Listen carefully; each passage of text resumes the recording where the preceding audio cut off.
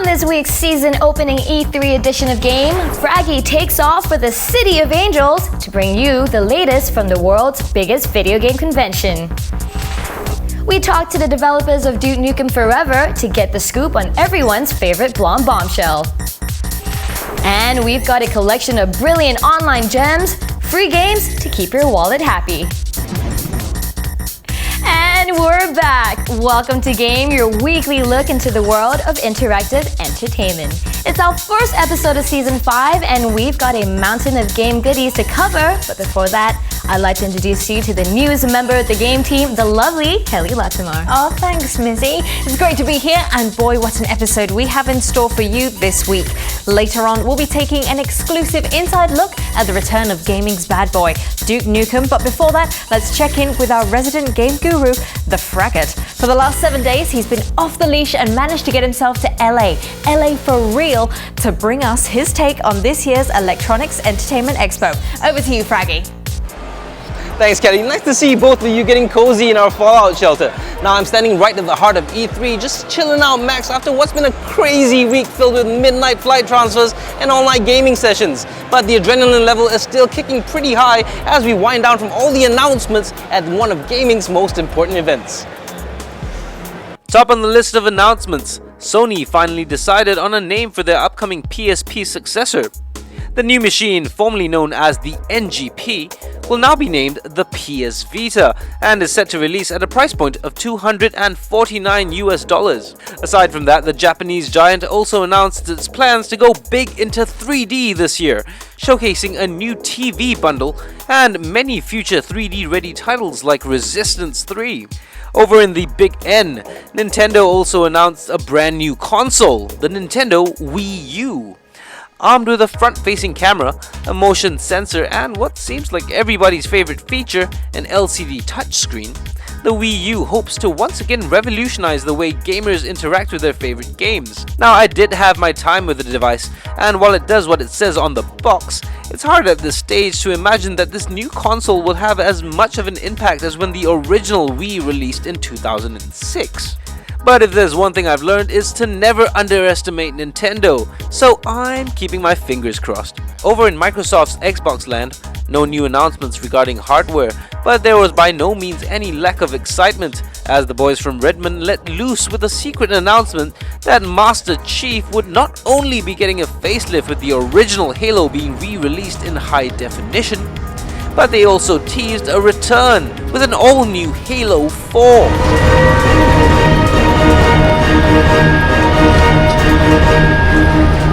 Other announcements included improved support for Kinect in what they termed core games and voice support for upcoming titles, a feature which they hope to roll out in Asia in the near future. Whew, lots and lots of stuff to cover. And of course, I'll be back later on in the show with my best picks for E3, but for now, it's back to you guys in the studio. Thanks, Fraggy. Now moving on, it's time to check out a brand new feature on Game where we'll be showcasing the latest, greatest demos to hit the marketplace. Yep, they're all free to play and a great way to test out the top titles before you actually have to plonk down some cash. So without further ado, let's enter the Demo Derby. And we kick things off with Disney's latest release, LEGO Pirates of the Caribbean, for the Xbox Live Marketplace and PC. Now, just like the movie, this one follows eccentric Captain Jack Sparrow and his sidekick extraordinaire, Will Turner, as they attempt to rescue Lady Elizabeth Swann from the pirates of the Black Pearl. And as far as LEGO games go, this one has quite a lot to live up to, coming hot on the heels of recently released LEGO Star Wars and LEGO Indiana Jones. If you've never tried one of these LEGO games before, it's basically a whole bunch of smashing mixed with a bit of simple puzzle solving. Not the most groundbreaking idea for a video game, but hey, if you've got little ones running around, these family-friendly titles might just be the ticket. The demo includes both a single-player and a chaos-filled free-play mode, allowing you to roam through the first level of the game and should clock in a good half an hour of button-mashing fun. The retail version of the game will cover all 4 movies, including the recently released On Stranger Tides, and should be hitting the store shelves as I speak. Moving on, RPG fans gather around because our next game sees us back in the magical world of Rivellon as we check in with the newly released demo of Divinity 2: The Dragon Knight Saga. Now, when the original Divinity 2 was released a little over a year ago, it kind of took us by surprise, featuring some amazing world design and a long and complex plot which had us hooked. 1 year later, and the guys behind the game have released a brand new remastered version with all new content, an improved graphical engine, and tweaks to the gameplay. Finally, you're here. Now, the demo itself is quite the beast, clocking in at a good 5 to 6 hours of gameplay. I mean, if you think about it, that's longer than some full-price titles out there. Now, with a slew of dungeons to go wandering around in and an assortment of colorful characters to interact with, this download comes highly recommended. Welcome, Slayer. And if you're a fan of games like Oblivion or have a soft spot for roaming the countryside, the demo of Divinity 2: The Dragon Knight Saga is available for both PC and Xbox 360 right now. Well, there you have it, two fantastic digital delights to whet your gaming appetites. And that's just the appetizer. We're going to take a quick break now, but there's plenty more delicious gaming goodness coming your way. Because when we return, we'll rummage through the pants of the internets to discover the best online freebies. And check in with Fraggy once again as he sweats it out at this year's E3 Expo.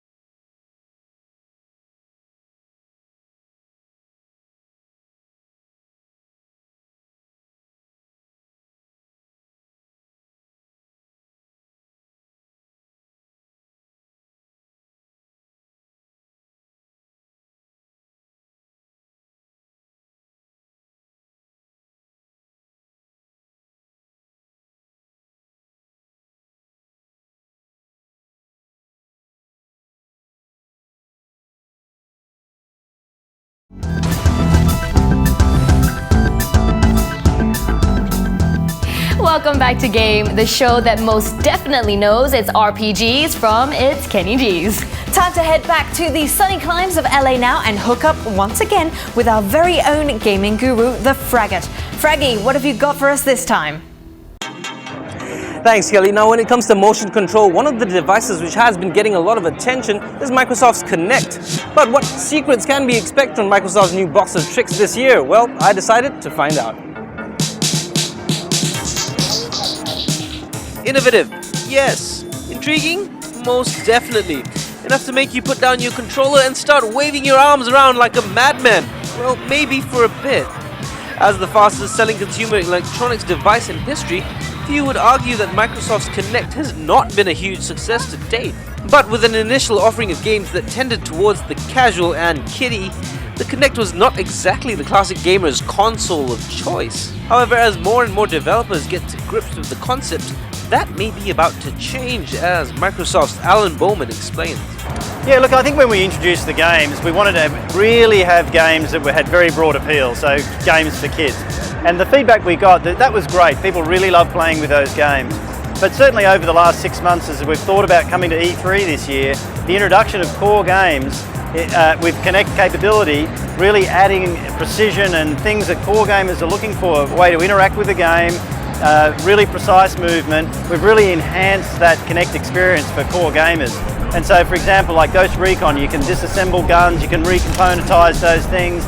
And so for a core gamer, that's a really exciting thing to be able to do, and using hand gesture to do that through the Kinect controller.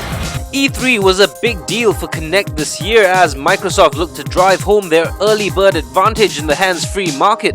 And one innovation that really caught the eye was how they plan to use Kinect to enhance the experience of more traditional Xbox games. We introduced a new game this year, Star Wars. So we've got this simulated, wand action with Star Wars, which is fun. But on the other side, for core gamers, it was really important to be able to have very precise movement, really kind of more technical things in core games that core gamers were looking for.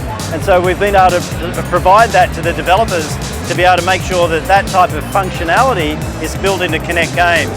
And on the sports side, precision's really important. You know, in golf, that's a really important thing. And as we brought EA Sports to the platform and gave them the opportunity to develop for Kinect, you know, that precision with things like golf and football is going to be really important for that game experience, to make sure they really have a great sporting game experience. For me though, the most interesting Kinect experience at this year's E3 was the Kinect Fun Labs, which not only allows users to scan in their own content, but will ship free with every purchase of the Kinect unit. As far as Microsoft are concerned though, technically all this is just scraping the tip of the iceberg, and we can expect an awful lot more from their clever little box of tricks in the years to come. Well, we've been very successful this year with Kinect and Xbox 360 across Asia, and we expect to continue to be #1 across Asia. We've got really exciting marketing programs. We're really engaging with our retailers, so if anyone who hasn't had a chance to experience Kinect, I'd encourage you to go out to a retail store and play with Kinect and experience the games, and that's really the best way to really get involved. We're going to continue that right across Asia this year, so it's a very exciting time for us in the industry. So if this year's E3 show is anything to go by, the Kinect looks to be so much more than just casual gaming's flavor of the month. It could be playing a major part in the way we all game in the years to come. Now, wave your hands in the air like you just don't care.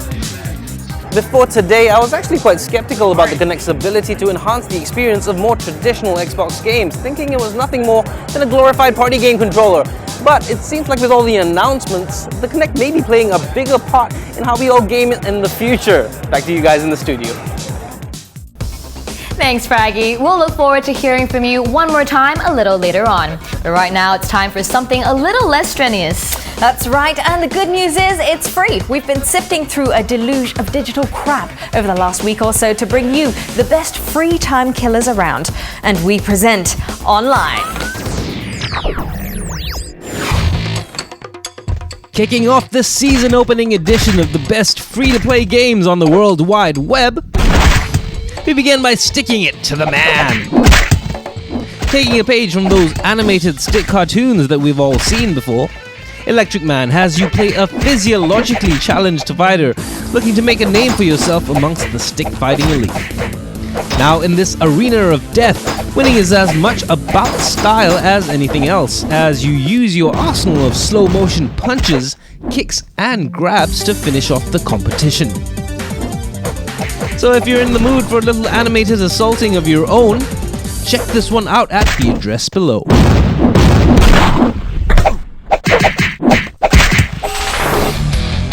Next up, one for all the trigger finger happy amongst us, as we turn our attention to an action platformer, all about a lone gunman and his search for some missing trinkets in Gunbomb. By no means a complex affair, all you need is just a little boom boom as you shake the room with your unholstered metallic appendage, causing all kinds of trouble along the way. Now taking down enemies grants experience points which you can use for weapon upgrades, as well as things like additional shields and abilities. All in all, this one is definitely worth a bookmark, especially if you grew up loving those old school arcade games. And finally, in our last online tidbit this week, it's time for us to step out of the box as we get cozy with the latest art game masterpiece from indie game designer Jonas Karatzis. In Alphaland, our friend Jonas has tasked you with helping him bug test his latest piece of software. But lines start to get blurred when you discover a programming glitch which plunges you deep into the abyss. Now the main strength of this one is exploration, because as the story slowly unfolds, the rabbit hole just gets deeper as you begin learning things about yourself and your world from the various different ghosts in the machine. With a wonderful atmosphere and a fresh take on cave exploration, if you're looking for an engaging and thought-provoking experience, Alphaland is available by following the link below.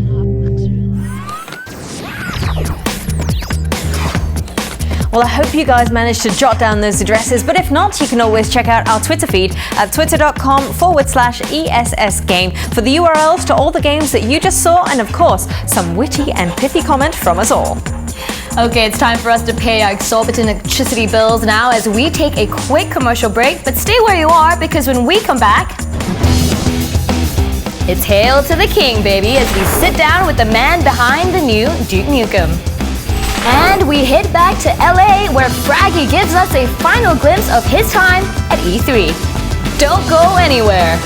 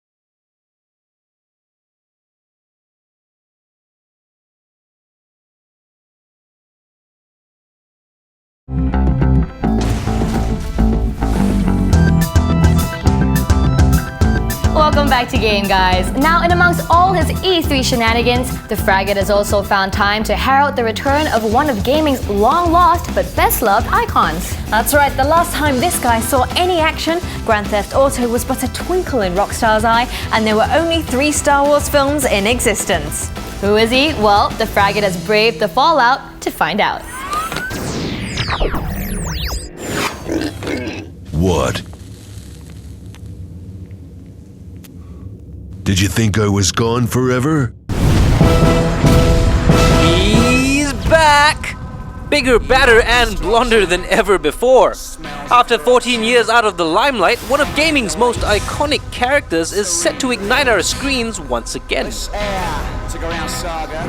Duke Nukem first exploded onto the scene way back in 1991, but really hit the big time in 1997's classic FPS, Duke Nukem 3D. A gun-toting, cigar-smoking maverick, the Duke's games gloried in over-the-top macho action and layer upon layer of crass and cheese. No, what am I doing? Since 97 though, we've heard little from the Duke, save the occasional tantalizing promise of a sequel. However, the wait is finally over. Duke Nukem Forever releases next week, the culmination of a very strange journey indeed for Gearbox CEO Randy Pitchford. You know, it's really weird. A lot of people don't know that that I worked on, the original series. I worked at 3D Realms in the mid 90s, and I was part of the Duke 3D team. And I left 3D Realms in '97 when we had just started work on Duke Forever. And from that point, I was just like everybody else, where I was watching the game's development from the outside. And I'm now responsible for not just Duke Nukem Forever, but Duke Nukem. And I'm trying to do the best job I can, making sure that the game that we finally play, that's delivered, is the game that 3D Realms meant it to be. It's their vision that we finally get to experience. Mr. Nukem, will you sign this for me? Sure, kid. You might grow up to be as awesome as me. And what an experience it promises to be! Chock full of big bangs, big babes, and some funny but morally dubious humor. Duke appears to be back to his best. Coochie coochie. Behind the bravado though, DNF packs a serious technical punch, with interactivity promising to be one of the highlights of the new Duke Nukem experience. It's pretty amazing stuff. There's a level of interactivity that exists in Duke Nukem Forever that you won't find in any other game in the game industry. It's very rewarding, very compelling, very fun. And a lot of people have asked, what engine is it? the best I can do is say it's the Duke Nukem engine. It's one shot. This is what was built. This is what the tech has been invested in, and even when we got involved, all of the effort that we put in the technology is for the specific goal of making this game. Now, of course, one of the joys of the world of Duke Nukem is the kind of things you're going to get to interact with.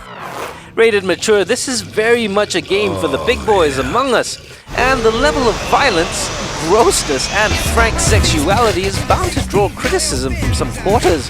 For Randy, though, it's all a matter of perception. His world is similar to our world, but it's different. His world is kind of like a funhouse mirror reflection of our world. In his world, that's just the way it is.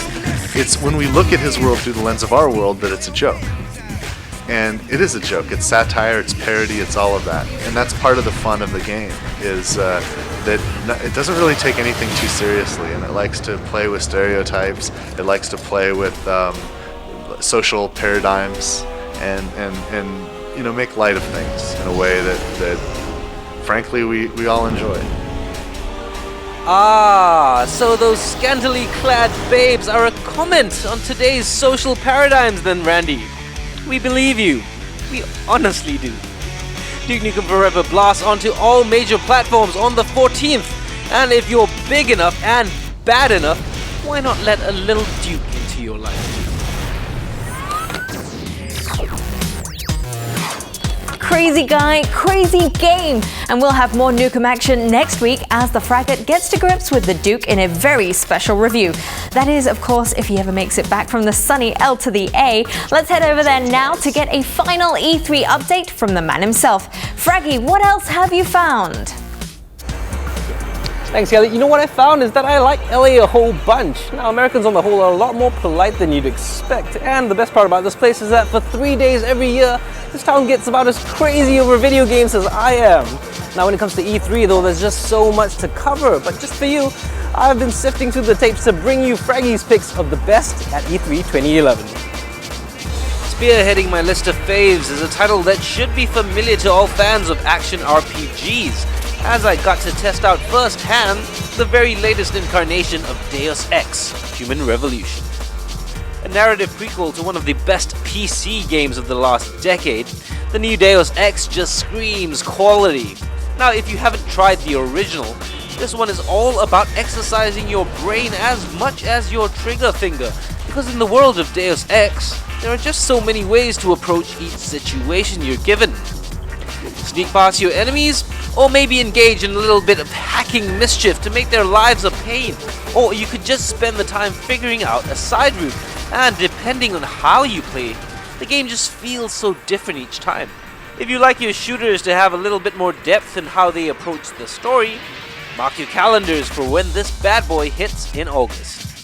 Another title which caught my attention was a booth demoing the latest build of Sega's Sonic Generation.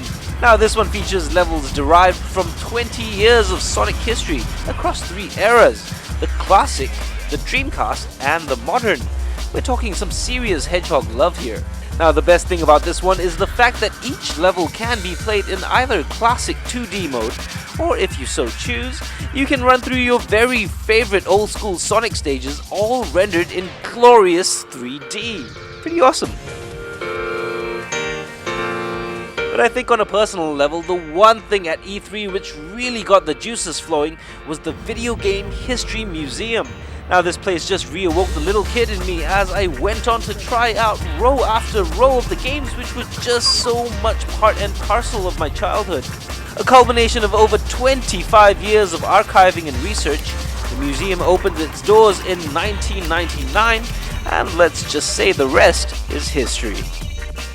Now, this place was a true testament to the Pixel's magical ability to capture our collective imaginations, and definitely one of the highlights of my trip down. So that's it for me in the City of Angels. Now I'll be back in the gaming den for next week's episode of Game. But for now, it's back to you guys in the studio and a rather sad bit of news from our very own Mizzy. Thanks, Fraggy. Yes, sad to say that after what's been an amazing 4 seasons of Game, this show marks my last day as your hostess with the mostest. It's been an amazing ride, and I want to say a big thank you to all you fans for sharing your living rooms with me for all these years. I will of course be checking in online from time to time, but for now, I'm very happy to leave you in the very capable hands of Miss Kelly Latimore. Oh, thanks, Missy. I feel so welcome in this new family. Well, I'm sure I speak for everyone when I say that you will be missed, and we wish you all the best of luck. Well, that's about it for this edition of Game. Plenty to look forward to on next week's show, but we're going to leave you with a little piece of tape that we call Memories of Mizzy. Goodbye. Bye, guys.